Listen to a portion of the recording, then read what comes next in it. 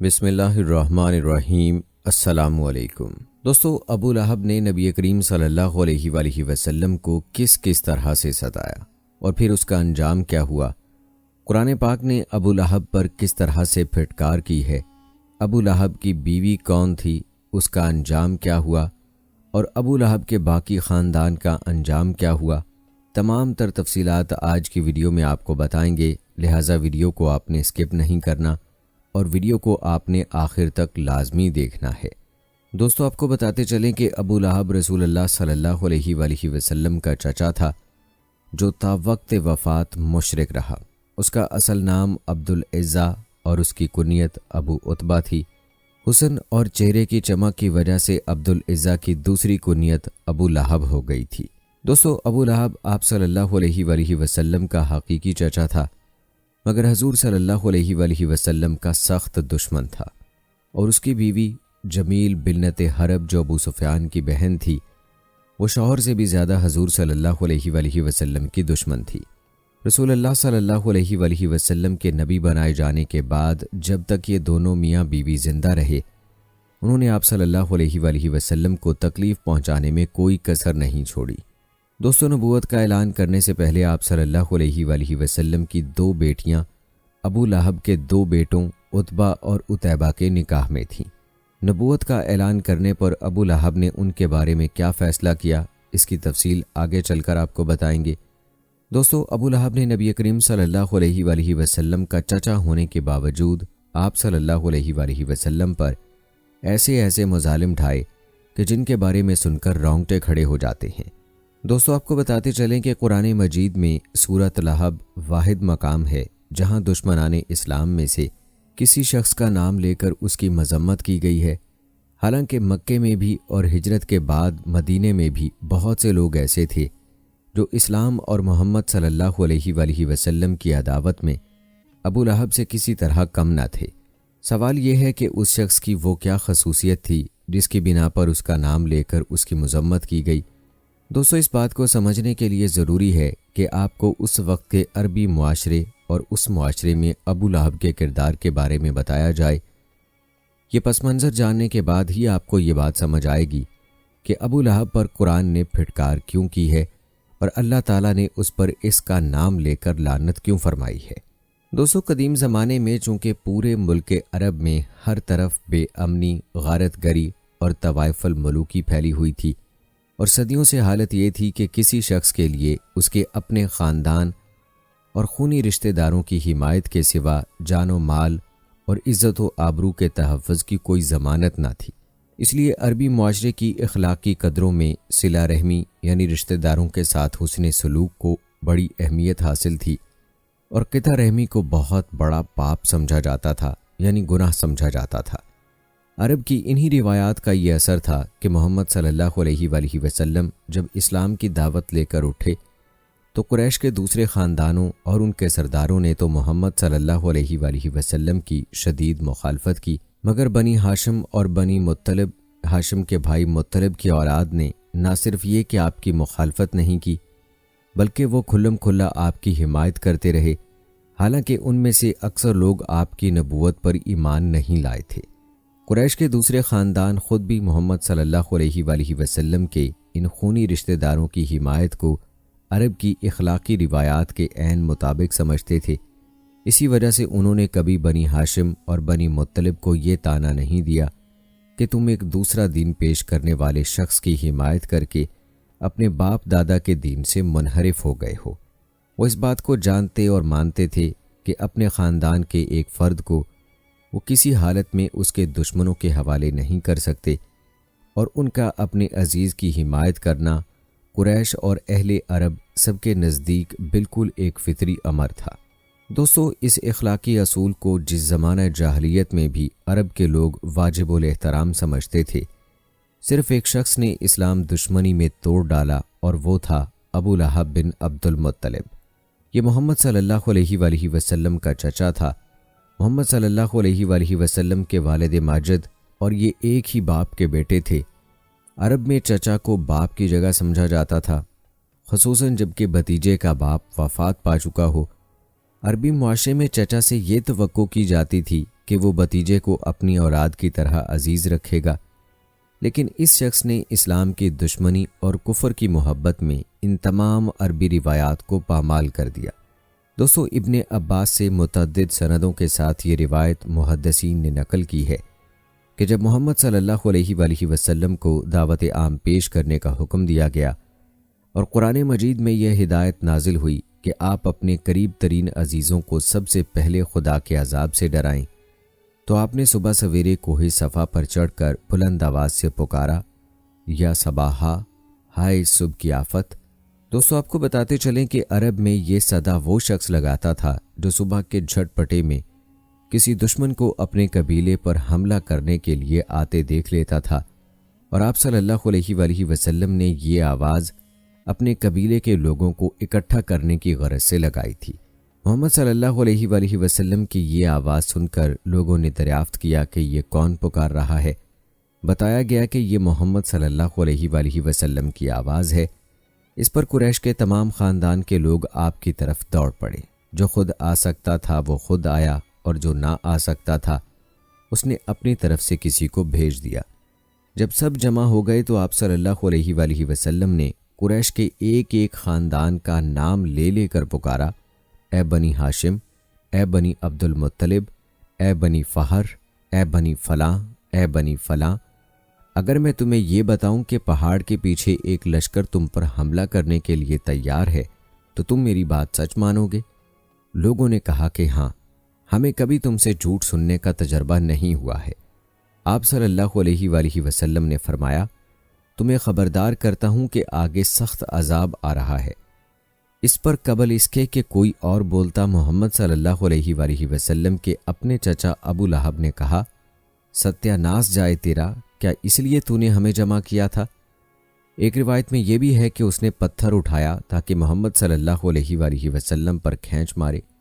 دوستو، ابن زید کی روایت ہے کہ ابو لہب نے محمد صلی اللہ علیہ وآلہ وسلم سے ایک روز پوچھا، اگر میں تمہارے دین کو مان لوں تو مجھے کیا ملے گا؟ آپ صلی اللہ علیہ وآلہ وسلم نے فرمایا، جو اور سب ایمان لانے والوں کو ملے گا۔ اس نے کہا، میرے لیے کوئی فضیلت نہیں ہے؟ محمد صلی اللہ علیہ وآلہ وسلم نے فرمایا، اور آپ کیا چاہتے ہیں؟ اس پر وہ بولا، ناس جائے اس دین کا جس میں میں اور یہ دوسرے لوگ برابر ہوں۔ دوستو، معلوم ہوا کہ نبی کریم صلی اللہ علیہ وآلہ وسلم کی نبوت کا سب سے پہلے انکار کرنے والا یہی ابو لہب تھا، جس نے آپ صلی اللہ علیہ وآلہ وسلم کو نبوت کے اعلان کے وقت بھی ٹوکا اور بعد میں بھی اپنے تکبر کا اظہار وقتاً فوقتاً کرتا رہتا۔ دوستو، روایات بتاتی ہیں کہ مکہ میں ابو لہب محمد صلی اللہ علیہ وآلہ وسلم کا قریب ترین ہمسایہ تھا۔ دونوں کے گھر ایک دیوار کے بیچ واقع تھے۔ اس کے علاوہ حکم بن آس یعنی مروان کا باپ، عقبہ بن ابی معیط، عدی بن حمرہ اور ابن صدا الحزلی بھی آپ کے ہمسائے تھے۔ یہ لوگ گھر میں بھی محمد صلی اللہ علیہ وآلہ وسلم کو چین نہیں لینے دیتے تھے۔ آپ کبھی نماز پڑھ رہے ہوتے تو یہ اوپر سے بکری کا اوج آپ پر پھینک دیتے، کبھی صحن میں کھانا پک رہا ہوتا تو یہ ہنڈیا پر غلاظت پھینک دیتے۔ محمد صلی اللہ علیہ وآلہ وسلم باہر نکل کر ان لوگوں سے فرماتے، اے بنی عبد مناف، یہ کیسی ہمسائیگی ہے؟ دوستو، دشمنی کی انتہا ملاحظہ کریں۔ روایات کے مطابق ابو لہب کی بیوی ام جمیل، جو کہ ابو سفیان کی بہن تھی، اس نے تو یہ مستقل وتیرہ ہی اختیار کر رکھا تھا کہ راتوں کو آپ کے گھر کے دروازے پر خاردار جھاڑیاں لا کر ڈال دیتی، تاکہ صبح سویرے جب آپ یا آپ کے بچے باہر نکلیں تو کوئی کانٹا پاؤں میں چبھ جائے۔ دوستو، ابو لہب کے خبیث نفس کا یہ حال تھا کہ جب محمد صلی اللہ علیہ وآلہ وسلم کے صاحبزادے قاسم بن محمد کے بعد دوسرے صاحبزادے عبداللہ بن محمد کا بھی انتقال ہو گیا، تو یہ اپنے بھتیجے کے غم میں شریک ہونے کی بجائے خوشی خوشی دوڑا ہوا قریش کے سرداروں کے پاس پہنچا اور ان کو خبر دی کہ لو، آج محمد بے نام و نشان ہو گئے، نعوذ باللہ۔ دوستو، ابو لہب کی مخالفت اور دشمنی کا یہ حال تھا کہ وہ ہر وقت ہر جگہ نبی کریم صلی اللہ علیہ وآلہ وسلم کو جھٹلاتا تھا۔ آگے آپ صلی اللہ علیہ وآلہ وسلم دعوت دیتے جاتے تھے اور یہ آپ صلی اللہ علیہ وآلہ وسلم کے پیچھے پیچھے ہوتا اور آپ صلی اللہ علیہ وآلہ وسلم کو جھٹلانے کا کام کرتا اور لوگوں کو آپ صلی اللہ علیہ وآلہ وسلم کی دعوت قبول کرنے سے روکتا تھا۔ جہاں جہاں بھی اسلام کی دعوت دینے کے لیے آپ صلی اللہ علیہ وآلہ وسلم تشریف لے جاتے یا آپ کے پیچھے پیچھے جاتا اور لوگوں کو آپ صلی اللہ علیہ وآلہ وسلم کی بات سننے سے روکتا تھا۔ اس حوالے سے چند روایات ملاحظہ فرمائیں۔ ربیہ بن عباد الدیلی رضی اللہ تعالی عنہ بیان کرتے ہیں کہ میں 9 عمر تھا جب اپنے باپ کے ساتھ ذوالمجاز کے بازار میں گیا۔ وہاں میں نے رسول اللہ صلی اللہ علیہ وآلہ وسلم کو دیکھا کہ آپ کہہ رہے تھے، لوگو کہو اللہ کے سوا کوئی معبود نہیں، فلاح پاؤ گے۔ اور آپ کے پیچھے پیچھے ایک شخص کہتا جا رہا تھا کہ یہ جھوٹا ہے، دین آبائی سے پھر گیا ہے۔ میں نے پوچھا یہ کون شخص ہے؟ لوگوں نے کہا یہ ان کا چچا ابو لہب ہے۔ دوسری روایت انہی ربیہ سے ہے کہ میں نے رسول اللہ صلی اللہ علیہ وآلہ وسلم کو دیکھا، آپ ایک قبیلے کے پڑاؤ پر جاتے ہیں اور فرماتے ہیں، اے بنی فلاں، میں تمہاری طرف اللہ کا رسول ہوں، تمہیں ہدایت کرتا ہوں کہ صرف اللہ کی عبادت کرو اور اس کے ساتھ کسی کو شریک نہ کرو۔ تم میری تصدیق کرو اور میرا ساتھ دو تاکہ میں وہ کام پورا کروں جس کے لیے اللہ نے مجھے بھیجا ہے۔ آپ کے پیچھے پیچھے ایک اور شخص آتا ہے اور وہ کہتا ہے کہ اے بنی فلاں، یہ تم کو لات و عزا سے پھیر کر اس بدعت اور گمراہی کی طرف لے جانا چاہتا ہے جسے یہ لے کر آیا ہے۔ اس کی بات ہرگز نہ مانو اور اس کی پیروی نہ کرو۔ میں نے اپنے باپ سے پوچھا یہ کون ہے؟ انہوں نے کہا یہ ان کا چچا ابو لہب ہے۔ اسی طرح طارق بن عبداللہ المحاربی کی روایت بھی اسی سے ملتی جلتی ہے۔ وہ کہتے ہیں میں نے ذوالمجاز کے بازار میں دیکھا رسول اللہ صلی اللہ علیہ وآلہ وسلم لوگوں سے کہتے جاتے تھے کہ لوگو لا الہ الا اللہ کہو فلاح پاؤ گے، اور پیچھے ایک شخص ہے جو آپ کو پتھر مار رہا ہے، یہاں تک کہ آپ صلی اللہ علیہ وآلہ وسلم کی ایڑیاں خون سے تر ہو گئی ہیں، اور وہ کہتا جاتا ہے کہ یہ جھوٹا ہے، اس کی بات نہ مانو۔ میں نے لوگوں سے پوچھا یہ کون ہے؟ لوگوں نے کہا یہ ان کا چچا ابو لہب ہے۔ دوستو اب خود ہی اندازہ لگا لیں کہ ابو لہب کی اسلام دشمنی اور نبی کریم صلی اللہ علیہ وآلہ وسلم کے ساتھ دشمنی کا کیا عالم تھا۔ دوستو ابو لہب نے کوئی موقع ایسا نہیں جانے دیا کہ نبی کریم صلی اللہ علیہ وآلہ وسلم نے اپنی قوم کو یا کسی بھی شخص یا گروہ کو دعوت دی ہو اور اس نے آپ صلی اللہ علیہ وآلہ وسلم کی مخالفت نہ کی ہو۔ ہر موقع پر ابو لہب نبی کریم صلی اللہ علیہ وآلہ وسلم کی مخالفت کرتا تھا۔ ابو لہب کی اسی مخالفت کا ایک اور واقعہ آپ کو بتاتے ہیں۔ دوستو یاد رہے کہ اعلان نبوت کے بعد پہل تو آپ صلی اللہ علیہ وآلہ وسلم دار ارقم میں خفیہ طور پر دعوت دیتے رہے تھے، یہاں تک کہ اللہ تعالیٰ نے سورہ شعراء میں آپ کو حکم فرمایا کہ آپ صلی اللہ علیہ وآلہ وسلم اپنے نزدیک کے اہل خاندان کو ڈرائیے۔ یہ حکم ملتے ہی آپ صلی اللہ علیہ وآلہ وسلم کافی پریشان ہوئے، یہاں تک کہ آپ کی پھوپھیوں نے خیال کیا کہ آپ کچھ بیمار ہیں، چنانچہ وہ آپ کی بیمار پرسی کے لیے آپ کے پاس آئیں۔ تب آپ نے ان سے فرمایا میں بیمار نہیں ہوں، بلکہ مجھے اللہ تعالیٰ نے حکم دیا ہے کہ میں اپنے قریبی رشتہ داروں کو آخرت کے عذاب سے ڈراؤں، اس لیے میں چاہتا ہوں کہ تمام بنی عبد المطلب کو جمع کروں اور انہیں اللہ کی طرف آنے کی دعوت دوں۔ یہ سن کر آپ کی پھوپھیوں نے کہا ضرور جمع کریں، مگر ابو لہب کو نہ بلائیے گا کیونکہ وہ ہرگز آپ کی بات نہیں مانے گا۔ انہوں نے ایسا اس لیے کہا تھا کیونکہ وہ جانتی تھیں کہ ان کا بھائی بہت سنگ دل اور مغرور تھا۔ البتہ دوسرے دن نبی کریم صلی اللہ علیہ وآلہ وسلم نے بنی عبد المطلب کے پاس دعوت بھیجی، اس پر وہ سب آپ کے ہاں جمع ہو گئے، ان میں ابو لہب بھی تھا۔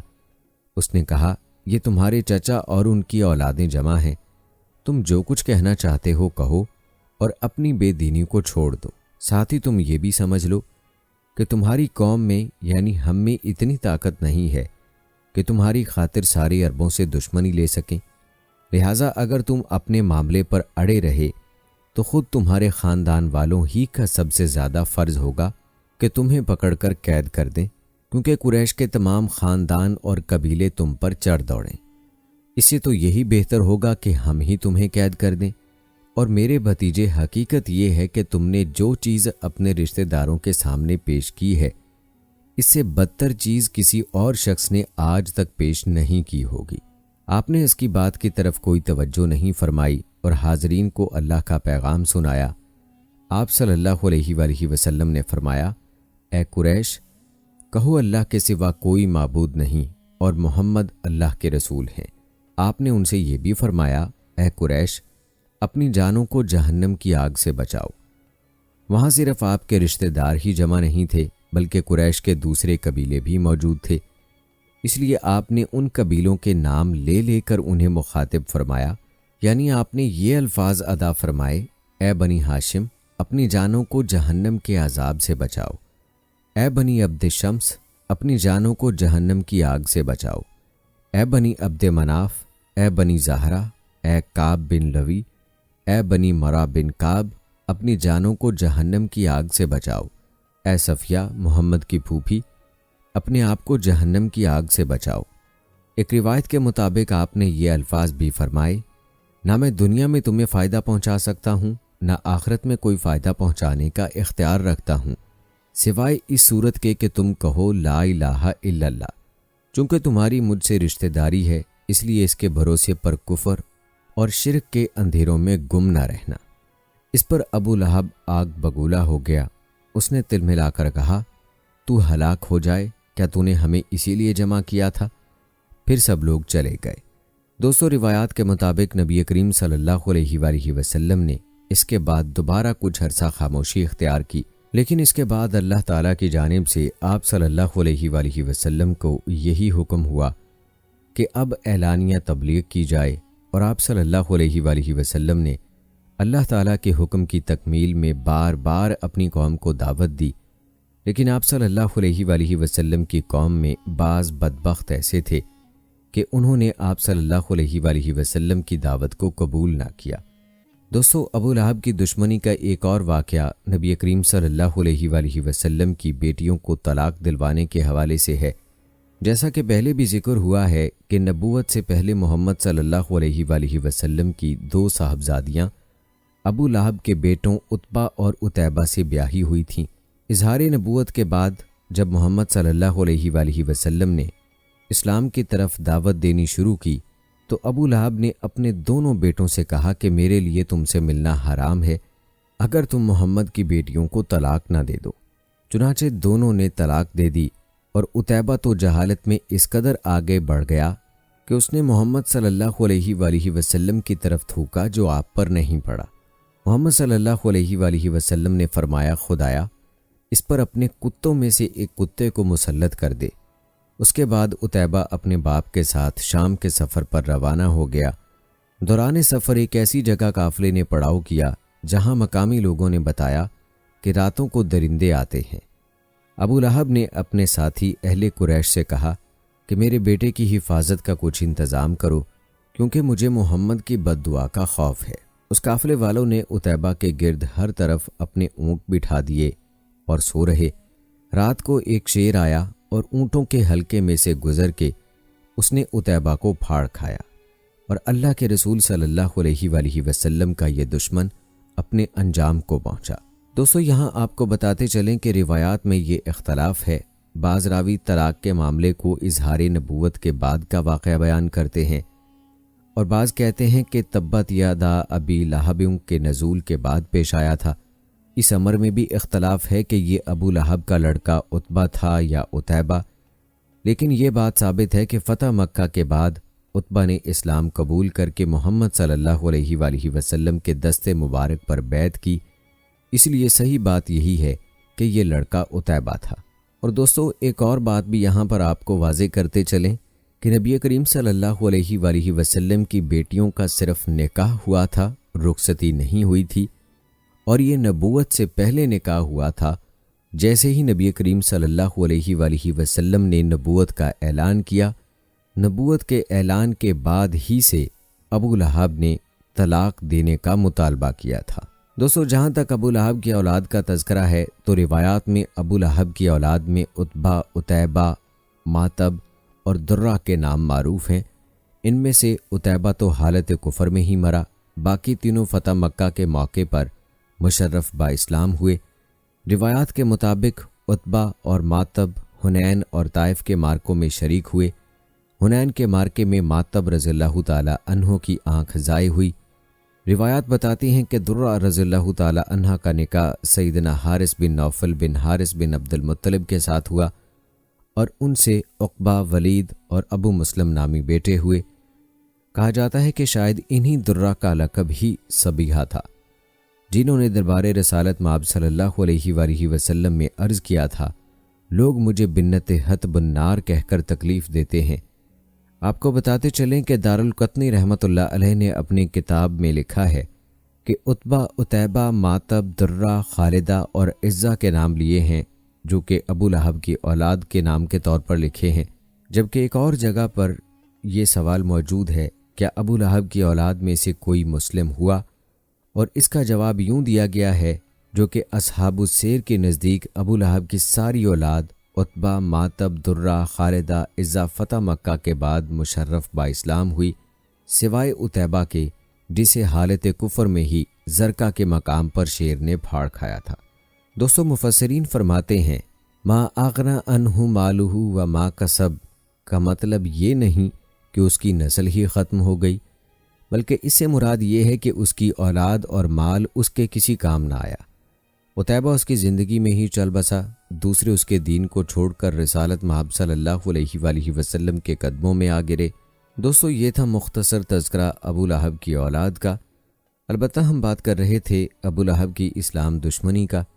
دوستو، آپ کو بتاتے چلیں کہ نبوت کے 7ویں سال جب قریش کے تمام خاندانوں نے بنی ہاشم اور بنی عبد المطلب کا معاشرتی اور معاشی بائیکاٹ کیا اور یہ دونوں خاندان رسول اللہ صلی اللہ علیہ وآلہ وسلم کی حمایت پر ثابت قدم رہتے ہوئے شیب ابی طالب میں محصور ہو گئے، تو تنہا یہی ابو لہب تھا جس نے اپنے خاندان کا ساتھ دینے کی بجائے کفار قریش کا ساتھ دیا۔ یہ بائیکاٹ 3 سال تک جاری رہا اور اس دوران میں بنی ہاشم اور بنی عبد المطلب پر فاقوں کی نوبت آ گئی، مگر ابو لہب کا حال یہ تھا کہ جب مکہ میں کوئی تجارتی قافلہ آتا اور شیب ابی طالب کے محصورین میں سے کوئی خوراک کا سامان خریدنے کے لیے اس کے پاس جاتا تو یہ تاجروں سے پکار کر کہتا کہ ان سے اتنی قیمت مانگو کہ یہ خرید نہ سکیں، تمہیں جو خسارہ بھی ہوگا اسے میں پورا کروں گا۔ چنانچہ وہ بے تحاشا قیمت طلب کرتے اور خریدار بیچارہ اپنے بھوک سے تڑپتے ہوئے بال بچوں کے پاس خالی ہاتھ پلٹ جاتا۔ پھر ابو لہب انہی تاجروں سے وہی چیزیں بازار کے بھاؤ خرید لیتا۔ دوستو، یہ اس شخص کی حرکات تھیں اور انہی حرکات کی بنا پر قرآن میں اس کا نام لے کر اس کی مذمت کی گئی ہے۔ خاص طور پر اس کی ضرورت اس لیے تھی کہ مکہ سے باہر کے اہل عرب جو حج کے لیے آتے یا مختلف مقامات پر لگنے والے بازاروں میں جمع ہوتے، ان کے سامنے جب رسول اللہ صلی اللہ علیہ وآلہ وسلم کا اپنا چچا آپ کے پیچھے لگ کر آپ کی مخالفت کرتا تو وہ عرب کی معروف روایات کے لحاظ سے یہ بات خلاف توقع سمجھتے تھے کہ کوئی چچا بلا وجہ دوسروں کے سامنے خود اپنے بھتیجے کو برا بھلا کہے اور اسے پتھر مارے اور اس پر الزام تراشیاں کرے۔ اسی وجہ سے وہ ابو لہب کی بات سے متاثر ہو کر رسول اللہ صلی اللہ علیہ وآلہ وسلم کے بارے میں شک میں پڑ جاتے، مگر جب یہ صورت نازل ہوئی اور ابو لہب نے غصے میں بفر کر اول فول بکنا شروع کر دیا تو لوگوں کو معلوم ہو گیا کہ رسول اللہ صلی اللہ علیہ وآلہ وسلم کی مخالفت میں اس شخص کا قول قابل اعتبار نہیں ہے، کیونکہ یہ اپنے بھتیجے کی دشمنی میں دیوانہ ہو رہا ہے۔ اس کے علاوہ نام لے کر جب آپ صلی اللہ علیہ وآلہ وسلم کے چچا کی مذمت کی گئی تو لوگوں کی یہ توقع ہمیشہ کے لیے ختم ہو گئی کہ رسول اللہ صلی اللہ علیہ وآلہ وسلم دین کے معاملے میں کسی کا لحاظ کر کے کوئی مزاحمت برت سکتے ہیں۔ جب علل اعلان رسول کے اپنے چچا کی خبر لے ڈالی تو لوگ سمجھ گئے کہ یہاں کسی لاگ لپیٹ کی گنجائش نہیں ہے، غیر اپنا ہو سکتا ہے اگر ایمان لے آئے اور اپنا غیر ہو جاتا ہے اگر کفر کرے، اس معاملے میں فلاں ابن فلاں کوئی چیز نہیں ہے۔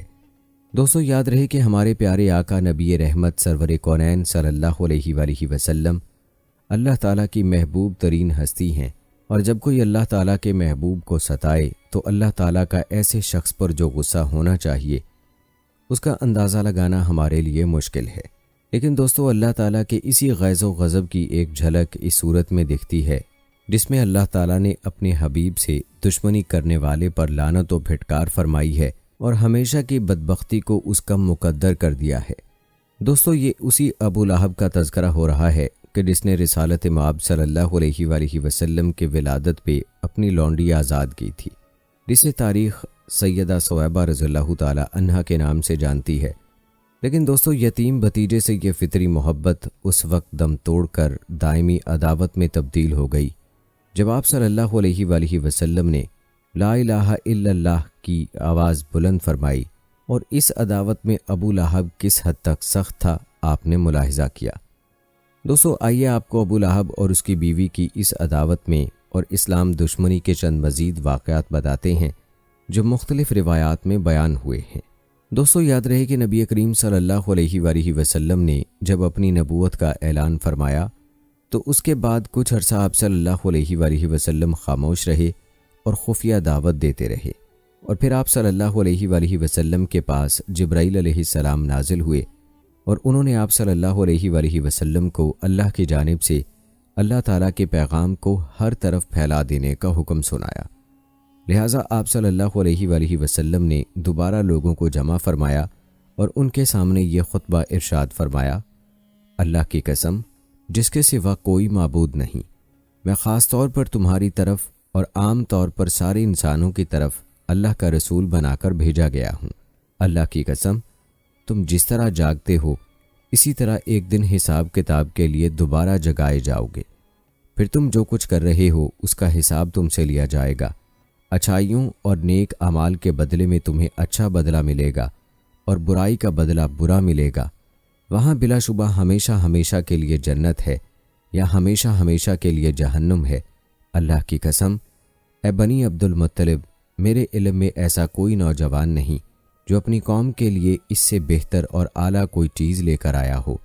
میں تمہارے واسطے دنیا اور آخرت کی بھلائی لے کر آیا ہوں۔ دوستو، کہتے ہیں کہ آپ صلی اللہ علیہ وآلہ وسلم کے اس خطبے کو سن کر ابو لہب نے سخت ترین انداز میں کہا: اے بنی مطلب، اللہ کی قسم، یہ ایک فتنہ ہے۔ اس سے پہلے کہ کوئی دوسرا اس پر ہاتھ ڈالے، بہتر یہ ہے کہ تم ہی اس پر قابو پالو۔ یہ معاملہ ایسا ہے کہ اگر تم اس کی بات سن کر مسلمان ہو جاتے ہو تو یہ تمہارے لیے ذلت و رسوائی کی بات ہوگی۔ اگر تم اسے دوسرے دشمنوں سے بچانے کی کوشش کرو گے تو تم خود قتل ہو جاؤ گے۔ اس کے جواب میں اس کی بہن یعنی نبی اکرم صلی اللہ علیہ وآلہ وسلم کی پھوپھی صفیہ رضی اللہ تعالی عنہا نے کہا: بھائی، کیا اپنے بھتیجے کو اس طرح رسوا کرنا تمہارے لیے مناسب ہے؟ اور پھر اللہ کی قسم، بڑے بڑے عالم یہ خبر دیتے آ رہے ہیں کہ عبد المطلب کے خاندان میں سے ایک نبی ظاہر ہونے والے ہیں، لہٰذا میں تو کہتی ہوں یہی وہ نبی ہیں۔ ابو لہب کو یہ سن کر غصہ آیا۔ وہ بولا: اللہ کی قسم، یہ بالکل بکواس اور گھروں میں بیٹھنے والی عورتوں کی باتیں ہیں۔ جب قریش کے خاندان ہم پر چڑھائی کرنے آئیں گے اور سارے عرب ان کا ساتھ دیں گے تو ان کے مقابلے میں ہماری کیا چلے گی؟ خدا کی قسم، ان کے لیے ہم ایک ترنے والے کی حیثیت ہوں گے۔ روایات بتاتی ہیں کہ یہ سن کر ابو طالب بول اٹھے: اللہ کی قسم، جب تک ہماری جان میں جان ہے ہم ان کی حفاظت کریں گے۔ اب نبی کریم صلی اللہ علیہ وآلہ وسلم صفا پہاڑی پر چڑھ گئے اور تمام قریش کو اسلام کی دعوت دی۔ ان سب سے فرمایا: اے قریش، اگر میں تم سے یہ کہوں کہ اس پہاڑ کے پیچھے سے ایک لشکر آ رہا ہے اور وہ تم پر حملہ کرنا چاہتا ہے تو کیا تم مجھے جھوٹا خیال کرو گے؟ سب نے ایک زبان ہو کر کہا: نہیں، اس لیے کہ ہم نے آپ کو آج تک جھوٹ بولتے ہوئے نہیں سنا۔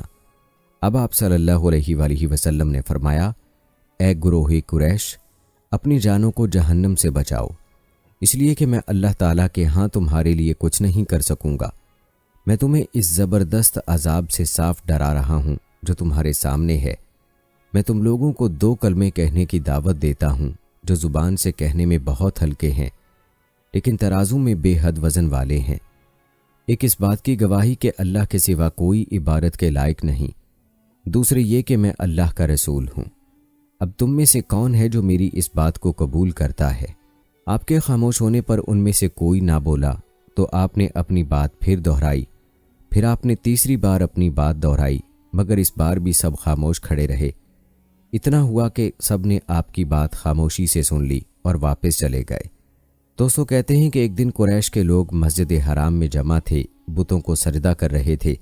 آپ نے یہ منظر دیکھا تو فرمایا: اے گروہ قریش، اللہ کی قسم، تم اپنے باپ ابراہیم علیہ السلام کے راستے سے ہٹ گئے ہو۔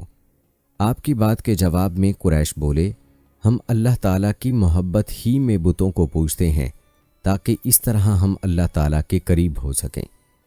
اس موقع پر اللہ تعالیٰ نے ان کی بات کے جواب میں وحی نازل فرمائی۔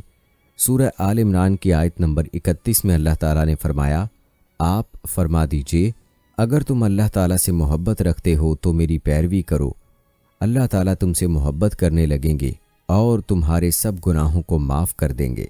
کہتے ہیں کہ قریش کو اور ابو لہب کو یہ بات بہت ناگوار گزری اور انہوں نے ابو طالب سے یوں شکایت کی، ابو طالب تمہارے بھتیجے نے ہمارے معبودوں کو برا کہا ہے، ہمارے دین میں عیب نکالے ہیں، ہمیں بے عقل ٹھہرایا ہے، اس نے ہمارے باپ دادا کو گمراہ کہا ہے، اس لیے یا تو ہماری طرف سے آپ نپٹیے یا ہمارے اور اس کے درمیان سے ہٹ جائیے، کیونکہ خود آپ بھی اسی دین پر چلتے ہیں جو ہمارا ہے اور اس کے دین کے آپ بھی خلاف ہیں۔ دوستو، کہا جاتا ہے کہ ابو طالب نے انہیں نرم الفاظ میں یہ جواب دے کر واپس بھیج دیا کہ اچھا میں انہیں سمجھاؤں گا۔ دوستو، ادھر اللہ تعالیٰ نے حضرت جبرائیل علیہ السلام کو آپ کی خدمت میں بھیجا۔ حضرت جبرائیل علیہ السلام نہایت حسین شکل و صورت میں بہترین خوشبو لگائے ظاہر ہوئے اور بولے، اے محمد، اللہ تعالیٰ آپ کو سلام فرماتے ہیں اور فرماتے ہیں کہ آپ تمام جنوں اور انسانوں کی طرف سے اللہ تعالیٰ کے رسول ہیں، اس لیے انہیں کلمہ لا الہ الا اللہ کی طرف بلائیے۔ دوستو، کہتے ہیں کہ یہ حکم ملتے ہی آپ نے قریش کو براہ راست تبلیغ شروع کر دی، اور حالت اس وقت یہ تھی کہ کافروں کے پاس پوری طاقت تھی اور وہ آپ کی پیروی کرنے کے لیے ہرگز تیار نہیں تھے۔ کفر اور شرک ان کے دلوں میں بسا ہوا تھا، بتوں کی محبت ان کے اندر سرایت کر چکی تھی، ان کے دل اس شرک اور گمراہی کے سوا کوئی چیز بھی قبول کرنے پر آمادہ نہیں تھے۔ شرک کی یہ بیماری لوگوں میں پوری طرح سما چکی تھی۔ دوستو، یاد رہے کہ ابو لہب بھی انہی مشرکین میں شامل ہیں جن کے اندر شرک کی بیماری اور اسلام دشمنی کی بیماری سما چکی تھی، اور مرتے دم تک یہ بیماری اس کے ساتھ رہی۔ دوستو، روایات بتاتی ہیں کہ جب مکہ سے باہر کے لوگوں کا کوئی گروہ اس شہر میں داخل ہوتا تھا تو وہ پیغمبر صلی اللہ علیہ وآلہ وسلم سے اس کی رشتہ داری اور سن و سال کے لحاظ سے بڑا ہونے کی بنا پر ابو لہب کے پاس جاتا تھا اور رسول اللہ صلی اللہ علیہ وآلہ وسلم کے بارے میں تحقیق کرتا تھا۔ وہ جواب دیتا تھا، محمد ایک جادوگر ہے، وہ بھی پیغمبر سے ملاقات کیے بغیر ہی لوٹ جاتے۔ اسی اثنا میں ایک ایسا گروہ آیا جنہوں نے یہ کہا کہ ہم تو اسے دیکھے بغیر واپس نہیں جائیں گے۔ ابو لہب نے کہا، ہم مسلسل اس کے جنون کا علاج کر رہے ہیں، وہ ہلاک ہو جائے۔ یاد رہے کہ وہ اکثر مواقع پر سائے کی طرح پیغمبر کے پیچھے لگا رہتا تھا، وہ کسی خرابی سے فروغ گزاشت نہ کرتا تھا، خصوصاً اس کی زبان بہت ہی گندی اور آلودہ ہوتی تھی، اور وہ رقیق اور چبھنے والی باتیں کیا کرتا تھا، اور شاید اسی وجہ سے پیغمبر اسلام صلی اللہ علیہ وآلہ وسلم کے سب دشمنوں کا سرغنہ شمار ہوتا تھا۔ اسی بنا پر قرآن کریم اس پر اور اس کی بیوی ام جمیل پر ایسی صراحت اور سختی کے ساتھ تنقید کر رہا ہے۔ دوستو، وہی ایک اکیلا شخص تھا جس نے پیغمبر صلی اللہ علیہ وآلہ وسلم سے بنی ہاشم کی حمایت کے عہد و پیمان پر دستخط نہیں کیے تھے، اور اس نے آپ کے دشمنوں کی صف میں رہتے ہوئے دشمنوں کے عہد و پیمان میں شرکت کی تھی۔ دوستو، آئیے اب ذکر کرتے ہیں ابو لہب کی بیوی کا۔ پہلے بھی یہ بات ہو چکی ہے کہ ابو لہب کی طرح اسلام کی یہ بھی سخت دشمن تھی۔ روایات بتاتی ہیں کہ جب سورت تبت یدا نازل ہوئی اور ابو لہب اور اس کی بیوی ام جمیل کی اس صورت میں مذمت اتری تو ابو لہب کی بیوی ام جمیل غصے میں آپے سے باہر ہو گئی اور ایک بہت بڑا پتھر لے کر وہ حرم کعبہ میں گئی۔ اس وقت حضور اکرم صلی اللہ علیہ وآلہ وسلم نماز میں تلاوت قرآن فرما رہے تھے، اور قریب ہی حضرت ابو بکر صدیق رضی اللہ تعالی عنہ بیٹھے ہوئے تھے۔ ام جمیل بڑبڑاتی ہوئی آئی اور پیارے آقا صلی اللہ علیہ وآلہ وسلم کے پاس سے گزرتی ہوئی حضرت ابو بکر صدیق رضی اللہ تعالی عنہ کے پاس آئی اور غصے کے سبب منہ میں جھاگ بھرتے ہوئے کہنے لگی کہ بتاؤ تمہارے رسول کہاں ہیں؟ مجھے معلوم ہوا ہے انہوں نے میری اور میرے شوہر کی ہجو کی ہے۔ حضرت صدیق اکبر رضی اللہ تعالی عنہ نے فرمایا کہ میرے رسول شاعر نہیں ہیں کہ کسی کی ہجو کریں۔ پھر وہ غیظ و غضب میں بھری ہوئی پورے حرم کعبہ میں چکر لگاتی پھری، مگر جب آقا صلی اللہ علیہ وآلہ وسلم کو نہ دیکھ سکی تو بڑبڑاتی ہوئی حرم سے باہر جانے لگی اور حضرت ابو بکر صدیق رضی اللہ تعالی عنہ سے کہنے لگی کہ میں تمہارے رسول کا سر کچلنے کے لیے یہ پتھر لے کر آئی تھی، مگر افسوس کہ وہ مجھے نہیں ملے۔ حضرت ابو بکر صدیق رضی اللہ تعالی عنہ نے حضور اکرم صلی اللہ علیہ وآلہ وسلم سے اس واقعے کا ذکر کیا تو آپ صلی اللہ علیہ وآلہ وسلم نے فرمایا کہ میرے پاس سے وہ کئی بار گزری، مگر میرے اور اس کے درمیان ایک فرشتہ اس طرح حائل ہو گیا کہ آنکھ پھاڑ پھاڑ دیکھنے کے باوجود وہ مجھے نہ دیکھ سکی۔ دوستو، مفسرین کہتے ہیں کہ اس واقعے کے متعلق یہ آیت نازل ہوئی، اور اے محبوب جب آپ نے قرآن پڑھا تو ہم نے آپ اور ان میں جو آخرت پر ایمان نہیں لاتے ایک چھپا ہوا پردہ ڈال دیا۔ دوستو، آنکھ پھاڑ پھاڑ کر دیکھنے کے باوجود حضور صلی اللہ علیہ وآلہ وسلم کے پاس ہی سے تلاش کرتی ہوئی بار بار گزری، مگر وہ آپ کو نہیں دیکھ سکی۔ بلا شبہ یہ ایک عجیب بات ہے، اور اس کو آقا صلی اللہ علیہ وآلہ وسلم کے معجزے کے سوا کچھ بھی نہیں کہا جا سکتا۔ اس قسم کے معجزات حضور صلی اللہ علیہ وآلہ وسلم کی طرف سے بارہا صادر ہوئے ہیں۔ دوستو، یہ تھے حالات و واقعات ابو لہب کی زندگی کے۔ آئیے اب آپ کو ابو لہب کے عبرتناک انجام کے بارے میں بتاتے ہیں۔ روایات میں آیا ہے کہ جنگ بدر اور سخت شکست کے بعد جو مشرکین قریش کو اٹھانی پڑی تھی، ابو لہب نے جو خود میدان جنگ میں شریک نہیں ہوا تھا، ابو سفیان کے واپس آنے پر اس ماجرے کے بارے میں سوال کیا۔ ابو سفیان نے قریش کے لشکر کی شکست اور سرکوبی کی کیفیت بیان کی۔ اس کے بعد اس نے مزید کہا، خدا کی قسم، ہم نے اس جنگ میں آسمان و زمین کے درمیان ایسے سوار دیکھے ہیں جو محمد صلی اللہ علیہ وآلہ وسلم کی مدد کے لیے آئے تھے۔ اس موقع پر حضرت عباس رضی اللہ تعالی عنہ کے ایک غلام ابو رافع رضی اللہ تعالی عنہ نے کہا، میں وہاں بیٹھا ہوا تھا، میں نے اپنے ہاتھ بلند کیے اور کہا کہ وہ آسمانی فرشتے تھے۔ اسے ابو لہب بھڑک اٹھا اور اس نے ایک زوردار تھپڑ میرے منہ پر دے مارا، مجھے اٹھا کر زمین پر پٹخ دیا اور اپنے دل کی بھڑاس نکالنے کے لیے مجھے پیٹے چلے جا رہا تھا۔ وہاں حضرت عباس رضی اللہ تعالی عنہ کی بیوی ام الفضل رضی اللہ تعالی عنہ بھی موجود تھیں۔ اس نے ایک چھڑی اٹھائی اور ابو لہب کے سر پر دے ماری اور کہا، کیا تو نے اس کمزور آدمی کو اکیلا سمجھا ہے؟ یوں ابو لہب کا سر پھٹ گیا اور اس سے خون بہنے لگا۔ 7 دن کے بعد اس کے بدن میں بدبو پیدا ہو گئی، اس کی جلد میں طاعون کی شکل کے دانے نکل آئے اور وہ اسی بیماری سے واصل جہنم ہو گیا۔ دوستو، روایات بتاتی ہیں کہ اس کے بدن سے اتنی بدبو آ رہی تھی کہ لوگ اس کے نزدیک جانے کی جرت نہیں کرتے تھے۔ وہ اسے مکہ سے باہر لے گئے اور دور سے اس پر پانی ڈالا اور اس کے بعد اس کے اوپر پتھر پھینکے، یہاں تک کہ اس کا بدن پتھروں اور مٹی کے نیچے دب گیا۔ اور بعض روایات میں آتا ہے کہ جب ابو لہب کو متعدی قسم کی بیماری لگی تو گھر والوں نے بھی اسے چھوڑ دیا، اور مرنے کے بعد بھی 3 دن تک اس کی میت گھر میں پڑی رہی۔ بدبو پھیلنے لگی تو اس کے بیٹوں نے چند حبشیوں کو بلا کر اسے دفنا دیا۔ دوستو، یاد رہے کہ اللہ اور اللہ کے رسول صلی اللہ علیہ وآلہ وسلم کے دشمنوں کا انجام ایسا ہی ہوا کرتا ہے۔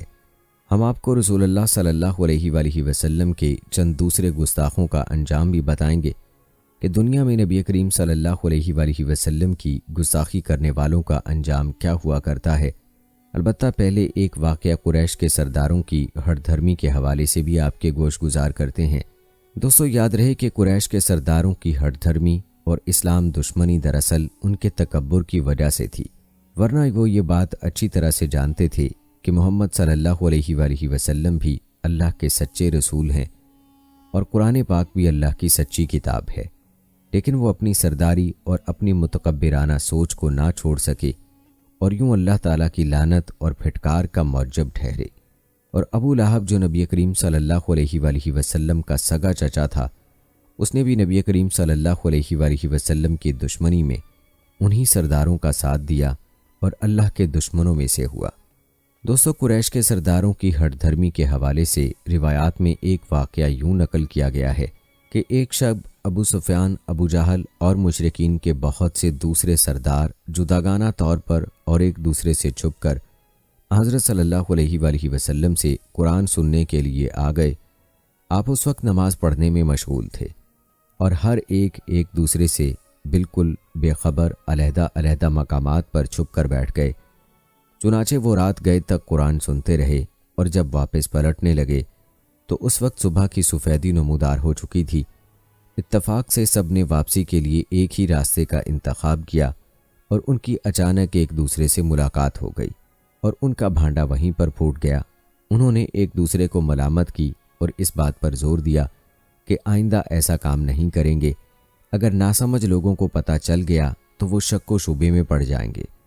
دوسری اور تیسری رات بھی ایسا ہی اتفاق ہوا اور پھر وہی باتیں دہرائی گئیں، اور آخری رات تو انہوں نے کہا، جب تک اس بات پر پختہ عہد نہ کر لیں اپنی جگہ سے ہلے نہیں۔ چنانچہ ایسا ہی کیا گیا اور پھر ہر ایک نے اپنی راہ لی۔ کہتے ہیں اسی رات کی صبح اخنس بن شریک نامی ایک مشرک اپنا عصا لے کر سیدھا ابو سفیان کے گھر پہنچا اور اسے کہا، تم نے جو کچھ محمد صلی اللہ علیہ وآلہ وسلم سے سنا ہے اس کے بارے میں تمہاری کیا رائے ہے؟ اس نے کہا، خدا کی قسم کچھ مطالب ایسے سنے ہیں جن کا معنی بخوبی سمجھ سکا ہوں، اور کچھ مسائل کی مراد اور معنی کو نہیں سمجھ سکا۔ اخنس وہاں سے سیدھا ابو جہل کے پاس پہنچا، اس سے بھی وہی سوال کیا، تم نے جو کچھ محمد صلی اللہ علیہ وآلہ وسلم سے سنا ہے اس کے بارے میں کیا کہتے ہو؟ ابو جہل نے کہا، سنا کیا ہے، حقیقت یہ ہے کہ ہماری اور اولاد عبد مناف کے قدیم زمانے سے رقابت چلی آ رہی ہے۔ انہوں نے بھوکوں کو کھانا کھلایا، ہم نے بھی کھلایا۔ انہوں نے پیدل لوگوں کو سواریاں دیں، ہم نے بھی دیں۔ انہوں نے لوگوں پر خرچ کیا، سو ہم نے بھی کیا۔ گویا ہم دوش بدوش آگے بڑھتے رہے۔ جب انہوں نے دعویٰ کیا ہے کہ ان کے پاس وحی آسمانی بھی آتی ہے، تو اس بارے میں ہم ان کے ساتھ کسی طرح برابری کر سکتے ہیں؟ اب جب کہ صورتحال یہ ہے تو خدا کی قسم ہم نہ تو کبھی اس پر ایمان لائیں گے اور نہ ہی اس کی تصدیق کریں گے۔ اخنس نے جب یہ بات سنی تو وہاں سے اٹھ کر چلا گیا۔ دوستو، آپ نے ملاحظہ کیا کہ قرآن کی کشش نے ان پر اس قدر اثر کر دیا کہ وہ سپیدہ صبح تک اس الہی کشش میں گم رہے، لیکن خود خواہی، تعصب اور مادی فوائد ان پر اس قدر غالب آ چکے تھے کہ انہوں نے حق قبول کرنے سے انکار کر دیا۔ اس میں شک نہیں کہ اس نور الہی میں اس قدر طاقت ہے کہ ہر آمادہ دل کو وہ جہاں بھی ہو اپنی طرف جذب کر لیتا ہے۔ یہی وجہ ہے کہ اس قرآن کا ان آیات میں جہاد کبیر کہہ کر تعارف کروایا گیا ہے۔ ایک اور روایت میں ہے کہ ایک دن اخنس بن شریک کا ابو جہل سے آمنا سامنا ہو گیا، جبکہ وہاں پر اور کوئی دوسرا آدمی موجود نہیں تھا۔ تو اخنس نے اس سے کہا، سچ بتاؤ، محمد صلی اللہ علیہ وآلہ وسلم سچا ہے یا جھوٹا؟ قریش میں سے کوئی شخص سوا میرے اور تیرے یہاں موجود نہیں ہے جو ہماری باتوں کو سنے۔ ابو جہل نے کہا، وائے ہو تجھ پر، خدا کی قسم وہ میرے عقیدے میں سچ کہتا ہے اور اس نے کبھی جھوٹ نہیں بولا۔ لیکن اگر یہ اس بات کی بنا ہو جائے کہ محمد کا خاندان سب چیزوں کو اپنے قبضے میں کر لے، حج کا پرچم، حاجیوں کو پانی پلانا، کعبے کی پردہ داری اور مقام نبوت، تو باقی قریش کے لیے کیا باقی رہ جائے گا؟ دوستو، یاد رہے کہ ابو سفیان کو اللہ تعالیٰ نے اسلام کی دولت سے نواز دیا تھا، جو فتح مکہ کے موقع پر مشرف با اسلام ہوئے، لیکن ابو جہل اور ابو لہب اور دوسرے بہت سے سرداروں کے نصیب میں ہدایت کی دولت نہ تھی۔ دوستو، تاریخ میں ایسے کئی واقعات ہیں جو گستاخان رسول صلی اللہ علیہ وآلہ وسلم کے انجام کے حوالے سے موجود ہیں۔ یہ واقعات بتاتے ہیں کہ اللہ کے پیارے حبیب صلی اللہ علیہ وآلہ وسلم کی گستاخی کرنے والوں کا دنیا میں کیا انجام ہوا کرتا ہے، اور آخرت میں ان کا جو انجام ہوگا وہ تو اس سے بھی زیادہ بھیانک ہوگا۔ آئیے آپ کو رسول اللہ صلی اللہ علیہ وآلہ وسلم کی گستاخی کرنے والوں کے چند مزید واقعات بتاتے ہیں۔ روایات میں ایک واقعہ گستاخ رسول ابو رافع یہودی یوں منقول ہے۔ کہتے ہیں ابو رافع بڑا مالدار یہودی سردار تھا جو سید دو عالم صلی اللہ علیہ وآلہ وسلم کی شان میں گستاخیاں کر کے آپ صلی اللہ علیہ وآلہ وسلم کو تکلیف پہنچاتا تھا اور آپ صلی اللہ علیہ وآلہ وسلم کے مخالفین کی مدد کرتا تھا۔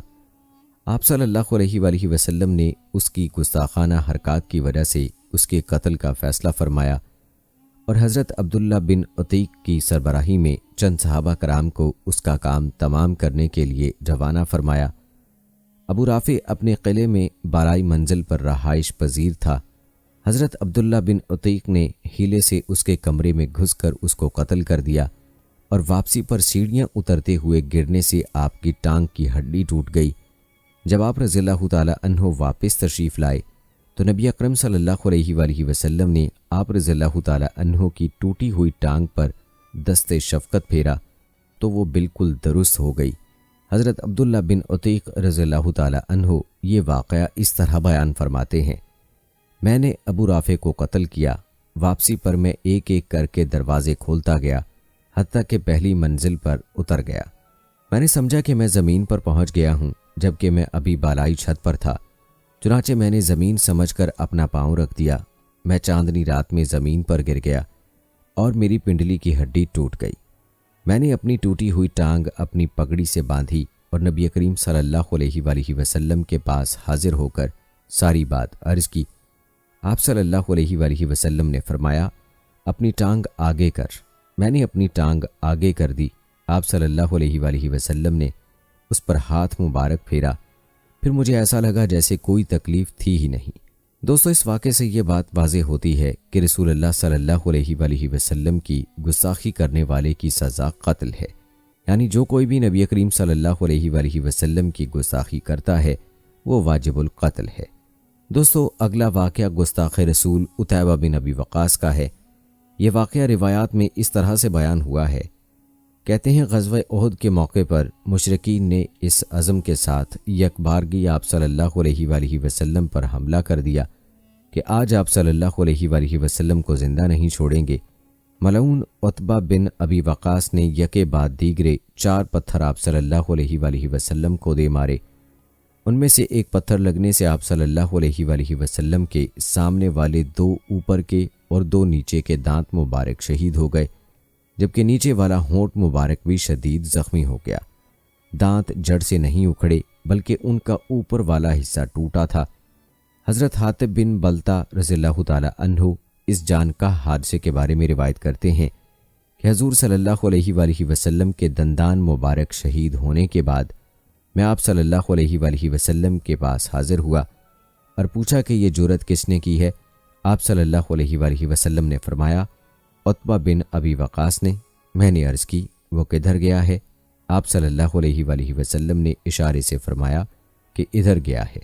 چنانچہ میں اس کے تعاقب میں نکلا تو جلد ہی مجھے وہ مل گیا۔ میں نے تلوار سے اس پر حملہ کیا اور اس کا سر کاٹ کر پھینک دیا۔ پھر میں نے اس کا کٹا ہوا سر اٹھایا اور اس کے گھوڑے کو پکڑا اور بارگاہ رسالت میں حاضر ہو گیا۔ یہ دیکھ کر آپ صلی اللہ علیہ وآلہ وسلم بہت خوش ہوئے اور مجھے دعا دیتے ہوئے دوبارہ فرمایا، اللہ آپ سے راضی ہو، اللہ آپ سے راضی ہو۔ دوستو، علامہ سہیلی لکھتے ہیں کہ عتیبہ بن ابی وقاص کی طرف سے نبی اکرم صلی اللہ علیہ وآلہ وسلم کو توہین کرنے کے عذاب کی وجہ سے اس کی اولاد میں ہر بچے کے سامنے والے 4 دانت نہیں اگتے تھے اور اس کے منہ سے سخت بدبو آتی تھی۔ دوستو، یاد رکھیں، رسول اللہ صلی اللہ علیہ وآلہ وسلم کی گستاخی کوئی چھوٹا گناہ نہیں ہے، بلکہ یہ ایسا جرم عظیم ہے کہ جس کا انجام بڑا ہی کربناک ہے۔ ایک اور واقعہ گستاخ رسول عبداللہ بن قمہ کے انجام بد کا آپ کو بتاتے ہیں۔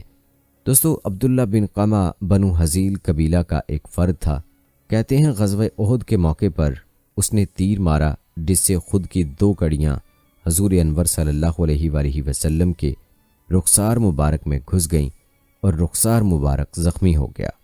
امام طبرانی ابو امامہ سے روایت کرتے ہیں کہ جب ابن قمہ نے تیر مارا تو کہا، یہ لو تیر آیا اور میں قمہ کا بیٹا ہوں۔ سرکار دو عالم صلی اللہ علیہ وآلہ وسلم نے فرمایا، اللہ تمہیں ذلیل و خوار کرے۔ چنانچہ کچھ عرصے بعد ایک جنگلی مینڈھے نے اس پر حملہ کر دیا اور اپنے تیز سینگوں سے اسے چھلنی کر کے اپنے سر سے اسے پہاڑی کی بلندی سے دھکا مارا۔ یہ لڑکتا ہوا نیچے جا گرا، اس کا گوشت ریزہ ریزہ ہو گیا اور ہڈیاں چور چور ہو گئیں۔ دوستو، اگلا واقعہ گستاخ رسول عثمان بن عبداللہ بن مغیرہ المخزومی کے قتل کے حوالے سے ہے۔ آپ کو بتاتے چلیں کہ عثمان بن عبداللہ بن مغیرہ المخزومی ایک قریشی جنگجو تھا جس کو اپنی قوت اور فن سپاہ گری پر بڑا ناز تھا۔ ایک دفعہ یہ نخلہ کے مقام پر گرفتار ہوا تھا اور حضرت عبداللہ بن جہش رضی اللہ تعالی عنہ نے اسے قیدی بنا لیا تھا، لیکن حضور صلی اللہ علیہ وآلہ وسلم نے فدیہ لے کر اس کو رہا کر دیا تھا۔ اس احسان کا بدلہ اس بدبخت نے یہ دیا کہ غزوہ احد کے موقع پر یہ سر سے پاؤں تک لوہے کے لباس میں غرق اپنے ابلک گھوڑے پر سوار ہو کر آپ صلی اللہ علیہ وآلہ وسلم پر حملہ کرنے کے ارادے سے گرجتا ہوا آیا آپ صلی اللہ علیہ وآلہ وسلم کو مخاطب کر کے چیخا، اگر آپ بچ گئے تو میں کبھی نہ بچ سکوں گا۔ جب وہ قریب پہنچا تو حضور صلی اللہ علیہ وآلہ وسلم زخمی ہونے اور نکاہت کے باوجود اس کا مقابلہ کرنے کے لیے خود کھڑے ہو گئے۔ حضرت حارث رضی اللہ تعالی عنہ نے جب اسے اپنے آقا صلی اللہ علیہ وآلہ وسلم کی طرف بڑھتے دیکھا تو آگے بڑھ کر اس کا راستہ روک لیا۔ اچانک اس کے گھوڑے کا پاؤں پھسلا اور وہ زمین پر آ گرا۔ اسے گرانے کے بعد اس کا گھوڑا منہ اٹھا کر بھاگ گیا۔ کچھ دیر تک دونوں ایک دوسرے پر اپنی اپنی تلواروں سے وار کرتے رہے۔ اچانک حضرت حارث رضی اللہ تعالی عنہ نے ایک بھرپور وار کر کے اس کی ٹانگ کاٹ دی اور وہ دھڑام سے زمین پر آ گرا۔ آپ رضی اللہ تعالی عنہ اس کی چھاتی پر چڑھ گئے اور اسے جہنم واصل کر دیا۔ روایات بتاتی ہیں کہ حضرت حارث رضی اللہ تعالی عنہ نے اس کا کام تمام کر دینے کے بعد اس کی زرہ اور خود اتار لی۔ حضور صلی اللہ علیہ وآلہ وسلم نے اس کی ہلاکت پر اپنے رب تعالیٰ کی حمد و ثنا کی۔ مال غنیمت کی تقسیم کے وقت اس کا لوہے کا لباس حضرت حارث رضی اللہ تعالی عنہ کو دے دیا گیا، اور کہا جاتا ہے کہ احد کی جنگ میں صرف اسی مقتول کا لباس اور اسلحہ اس کے قاتل کو دیا گیا تھا۔ دوستو، یہ صحابہ کی شان تھی اور ان کی عظمت تھی کہ وہ نبی کریم صلی اللہ علیہ وآلہ وسلم پر کسی طرح کی بھی گستاخی کو برداشت نہ کرتے تھے، اور آپ صلی اللہ علیہ وآلہ وسلم کی گستاخی کرنے والے کو جب تک جہنم واصل نہ کرتے ان کو چین نہ آتا تھا۔ ہر مسلمان کو چاہیے کہ وہ آپ صلی اللہ علیہ وآلہ وسلم کی محبت میں گستاخان رسول صلی اللہ علیہ وآلہ وسلم کو منہ توڑ جواب دیں۔ ایک اور واقعہ بھی آپ کو بتاتے ہیں جو گستاخ رسول ابی بن خلف کی ہلاکت کا عبرتناک واقعہ ہے۔ کہتے ہیں خلف کے دونوں بیٹے امیہ اور ابی بڑے کروفر سے جنگ بدر میں شریک ہوئے تھے۔ امیہ کو تو حضرت بلال رضی اللہ تعالی عنہ نے واصل جہنم کر دیا، جبکہ ابی جنگی قیدی بنا جو فدیہ ادا کر کے رہا ہوا۔ اس احسان کا بدلہ اس نے یہ دیا کہ اس کے پاس ایک قیمتی گھوڑا تھا جس کا نام العود تھا۔ اس نے قسم کھا کر کہا کہ میں اس گھوڑے کو روزانہ اتنے سیر مکئی کا دانہ کھلایا کروں گا، پھر میں اس پر سوار ہو کر محمد صلی اللہ علیہ وآلہ وسلم کو قتل کر دوں گا۔ اس کی یہ بڑکیں رسول اللہ صلی اللہ علیہ وآلہ وسلم نے سنی تو فرمایا، وہ نہیں بلکہ میں اسے موت کے گھاٹ اتاروں گا انشاءاللہ تعالی۔ غزوہ احد کے موقع پر وہ اپنے اسی گھوڑے پر سوار ہو کر جنگ میں شرکت کے لیے آیا۔ حضور صلی اللہ علیہ وآلہ وسلم لڑائی کے دوران پیچھے مڑ کر نہیں دیکھا کرتے تھے، چنانچہ آپ صلی اللہ علیہ وآلہ وسلم نے اپنے صحابہ کو فرمایا، خیال رکھنا مبادا ابی بن خلف مجھ پر پیچھے سے حملہ کر دے، جب تم اسے دیکھو تو مجھے اطلاع دے دینا۔ جب گھمسان کی جنگ ہو رہی تھی اور حضور صلی اللہ علیہ وآلہ وسلم گھاٹی میں تشریف فرما ہوئے تو یہ بدبخت اچانک آ دھمکا۔ اس نے سر پر خود اور اپنے چہرے پر آہنی نقاب ڈالا ہوا تھا اور اپنے گھوڑے کو رقص کراتا ہوا آ رہا تھا۔ قریب آ کر کہنے لگا، محمد کہاں ہے؟ اگر وہ بچ گیا تو میرا بچنا محال ہے۔ بہت سے مسلمان مجاہدین نے آگے بڑھ کر اس کا راستہ روکنا چاہا، لیکن بہادروں اور شجاعوں کے آقا صلی اللہ علیہ وآلہ وسلم نے بلند آواز سے حکم دیا، اسے چھوڑ دو، اس کا راستہ خالی کر دو، یعنی اسے آگے آنے دو۔ جلال الہی کے پیکر قہر خداوندی کے مظہر صلی اللہ علیہ وآلہ وسلم نے اسے دیکھا تو فرمایا، اے قذاب، اب بھاگ کر کدھر جاتا ہے؟ حضور علیہ الصلوۃ والسلام نے حضرت حارث بن سما کے ہاتھ سے چھوٹا نیزہ پکڑا اور اس کے سامنے کھڑے ہو کر بڑے جوش سے اس کی گردن کے اس حصے میں نیزے سے ضرب لگائی جو خود اور زرہ کے درمیان ننگا رہ گیا تھا۔ پھر کیا تھا، اس کے حواس باختہ ہو گئے، سر چکرا گیا، گھوڑے کی پشت سے غش کھا کر نیچے لڑکنے لگا۔ جس طرح بیل ڈکارتا ہے اس طرح اس نے ڈکارنا شروع کر دیا۔ اس ضرب سے بظاہر اس کی گردن پر ایک معمولی سی خراش آئی، لیکن بظاہر معمولی چوٹ نے اس کے سینے کی پسلیاں اور جسم کی ہڈیاں چور چور کر دیں۔ سر پیٹتا ہوا چلاتا ہوا واپس بھاگا۔ قوم کے پاس پہنچا تو وہ کہہ رہا تھا، باخدا مجھے محمد نے قتل کر دیا۔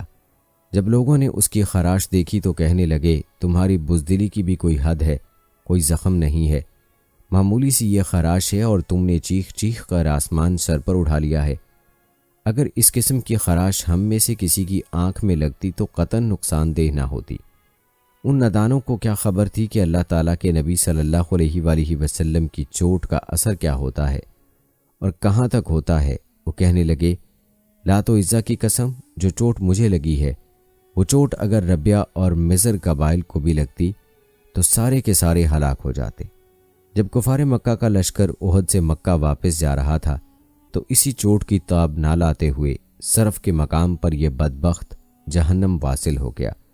دوستو، یہ تھا واقعہ گستاخ رسول ابی بن خلف کا۔ آخر میں ایک اور واقعہ شامل کر کے آج کی ویڈیو کا اختتام کرتے ہیں، جو کہ نبی کریم صلی اللہ علیہ وآلہ وسلم کے چچا ابو لہب کے حوالے سے تھی، جو رسول اللہ صلی اللہ علیہ وآلہ وسلم کا سب سے بڑا گستاخ تھا۔ آخری جو واقعہ ہم آپ کو سنانے جا رہے ہیں، یہ واقعہ گستاخ رسول عبداللہ بن حمید بن ظہیر کا واقعہ ہے۔ غزوہ احد کے موقع پر جب مسلمانوں میں بھگدڑ مچ گئی تو اس موقع کو غنیمت جانتے ہوئے ایک مشرک عبداللہ بن حمید بن ظہیر سر تاپا لوہے میں غرق گھوڑا کداتا ہوا حضور صلی اللہ علیہ وآلہ وسلم پر حملہ کرنے کے لیے آگے بڑھا اور کہنے لگا، میں ظہیر کا بیٹا ہوں، مجھے بتاؤ محمد کہاں ہیں، باخدا میں ان کو قتل کر دوں گا یا خود مارا جاؤں گا۔ حضرت ابو دجانہ رضی اللہ تعالی عنہ نے جب اس بدبخت کی یہ دھمکی سنی تو غرا کر بولے، اے احمق، انہیں رہنے دو، پہلے ان کے جانثاروں سے پنجہ آزمائی کر لو۔ ساتھ ہی آپ رضی اللہ تعالی عنہ نے بجلی کسی تیزی سے آگے بڑھ کر اپنی تلوار سے اس کے گھوڑے کی کونچیں کاٹ دیں۔ گھوڑے کے ساتھ ہی وہ گستاخ رسول زمین پر گرا۔ آپ رضی اللہ تعالی عنہ نے بھرپور وار اس کے سر پر کیا اور اسے موت کے گھاٹ اتار دیا۔ رحمت عالم صلی اللہ علیہ وآلہ وسلم یہ منظر دیکھ رہے تھے۔ فرمایا، اے اللہ، تو بھی ابو خرشہ یعنی حضرت ابو دجانہ رضی اللہ تعالی عنہ سے اسی طرح راضی ہو جا جس طرح میں اس سے راضی ہوا ہوں۔ دوستو، ابو دجانہ رضی اللہ تعالی عنہ کی اس سے بڑی سعادت اور کیا ہو سکتی ہے کہ اس کا محبوب اسے اپنی رضامندی کا یقین دلا دے اور اپنے رب کی بارگاہ میں بھی اس سے راضی ہونے کی دعا فرما دے۔ روایات بتاتی ہیں کہ اسی جنگ میں جب مشکل اور نازک حالات پیدا ہوئے تو حضرت ابو دجانہ رضی اللہ تعالی عنہ اس نازک مرحلے پر ڈھال بن کر حضور صلی اللہ علیہ وآلہ وسلم پر جھکے رہے، دشمن کی طرف سے آنے والے ہر تیر کو اپنی پشت پر لیتے رہے، لیکن اپنی جگہ سے ذرا بھی آگے پیچھے نہ ہوئے۔ دوستو، مسلمانوں کی رہنمائی کے لیے کتب سیر و تاریخ میں اس طرح کے اور بھی بے شمار واقعات موجود ہیں جن سے یہ سبق حاصل ہوتا ہے کہ ایک ادنا درجے کا مسلمان بھی ناموس رسالت پر کوئی سمجھوتا نہیں کر سکتا۔ الحمدللہ، برصغیر کی تاریخ اس قسم کے 20 واقعات اپنے سینے میں سموئے ہوئے ہے کہ رسول اللہ صلی اللہ علیہ وآلہ وسلم کے غلاموں نے ہر موقع پر ناموس رسالت صلی اللہ علیہ وآلہ وسلم کا دفاع کیا ہے۔ دوستو، جانے سے پہلے ایک بار رسول اللہ صلی اللہ علیہ وآلہ وسلم کی ذات پر درود پاک ضرور تحریر کیجیے گا، اور اگلی ویڈیو آپ کس اسلامی موضوع پر دیکھنا چاہتے ہیں وہ بھی آپ کمنٹ میں بتا سکتے ہیں۔ دوستو، یہ تھی ہماری آج کی ویڈیو۔ جانے سے پہلے ویڈیو کو شیئر بھی ضرور کیجیے گا۔ ہم امید کرتے ہیں کہ آپ کو ہماری آج کی یہ ویڈیو ضرور پسند آئی ہوگی۔ اگر آپ کو ہماری آج کی یہ ویڈیو پسند آئی ہے تو سب سے پہلے تو اس کو لائک کریں اور اپنی رائے کا اظہار کمنٹ سیکشن میں لازمی کریں۔ آخر میں آپ سے ایک بار پھر درخواست ہے کہ آپ ہمارے چینل کو ضرور سبسکرائب کر لیں، ساتھ میں لگے گھنٹی کے بٹن کو کلک کریں تاکہ آپ کے پاس ہماری آنے والی مزید ویڈیوز کا نوٹیفیکیشن بر وقت ملتا رہے۔ مجھے اجازت دیں، فی امان اللہ۔